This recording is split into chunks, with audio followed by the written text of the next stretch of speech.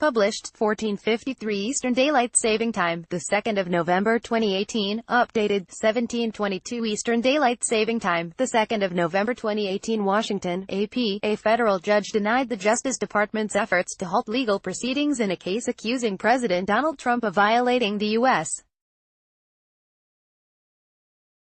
Constitution, opening the door for Trump's critics to soon gain access to financial records related to his Washington, D.C. hotel. Trump has been fighting multiple lawsuits that argue that foreign representatives spending money at the Trump International Hotel is a violation of the Constitution's Emoluments Clause, which bans federal officials from accepting benefits from foreign or state governments without congressional approval. In a sally to prevent the case moving on to legal discovery, which would potentially unearth financial records such as Trump's income tax returns, Justice Department lawyers had asked Maryland-based U.S. District Judge Peter J. Messitt to put the case on hold while they appeal his decision to a higher court in Richmond, Virginia. That effort failed. "This is another major win for us in this historic case," said District of Columbia Attorney General Carl A. Racine in a statement. "Our next step is to proceed with discovery. We will soon provide the court a new schedule to begin the process of getting information about how President Trump is profiting from the presidency." Messitt wrote in a sometimes blistering 31-page opinion that the president did not sufficiently meet the requirements for an appeal midway through the ongoing case. File. This Monday, Sept. 12, 2016. File photo shows the exterior of the Trump International Hotel in downtown Washington. A federal judge denied the Justice Department's efforts to halt legal proceedings in a case accusing President Donald Trump of violating the U.S. Constitution, opening the door for Trump's critics to soon gain access to financial records related to his Washington hotel. AP photo, Pablo Martinez Monsiváis. File. It is clear that the president, unhappy with the court's reasoning and conclusion, merely re-argues that his interpretation of the emoluments clauses should apply instead of the one the court gave, he wrote. The court sees no point in stating again why it concluded as it did. But, Messitt said, merely disagreeing with the court doesn't constitute a required substantial reason for such an appeal.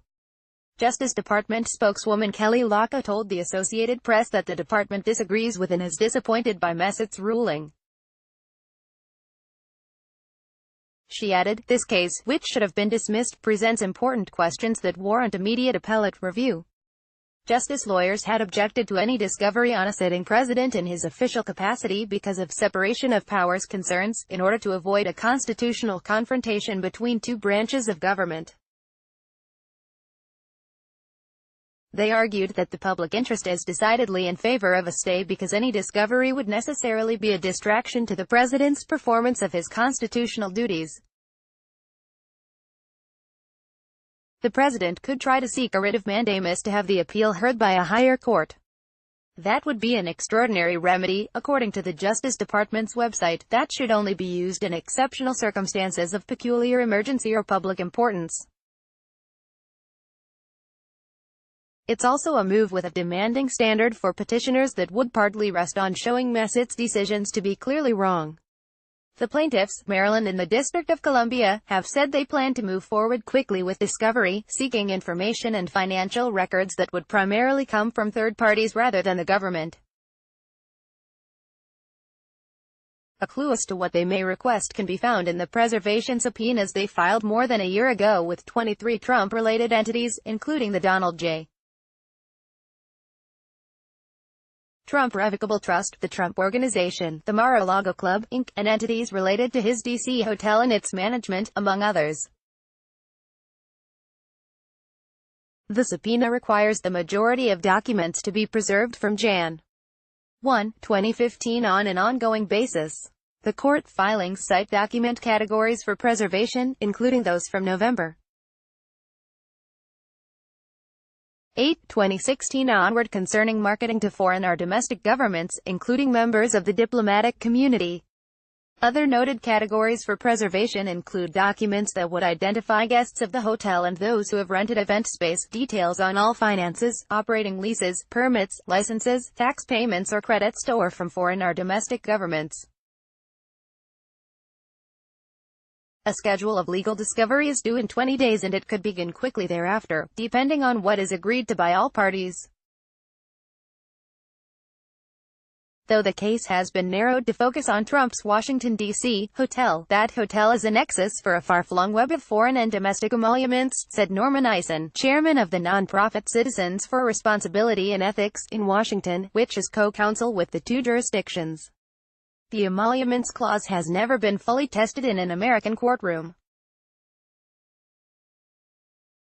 Two other lawsuits accusing the president of violating the emoluments clause are also being heard in other federal courts. Neither has reached the discovery stage. The plaintiffs have argued that Trump, who has declined to divest from his assets as president, is capitalizing on the presidency and causing harm to businesses trying to compete with his Washington hotel, which is just steps from the White House. The Justice Department has said earnings from business activities, including hotel room stays, don't qualify as emoluments. Its attorneys have argued that under Maryland and D.C.'s interpretation, no federal official would even be able to own stock from a foreign company that provides profits or collects royalties. Messett pushed back in his opinion Friday against any delaying tactics by the president and his Justice Department lawyers. There is genuine concern on the part of plaintiffs, indeed the court shares it, that if the president is permitted to appeal the court's decisions in piecemeal fashion, ultimate resolution of the case could be delayed significantly, perhaps for years, especially because it's likely the president would appeal any negative decisions up to the U.S. Supreme Court. That, as a matter of justice, cannot be countenanced. Follow Tammy Abdallah on Twitter at https://twitter.com/LatAm's President Donald Trump speaks to the members of the media on the South Lawn before leaving the White House in Washington, Friday, in November 2, 2018, for a campaign rally in Huntington, WVA, and Indianapolis. AP photo, Manuel Bales Sanitas. Sorry, we are not currently accepting comments on this article.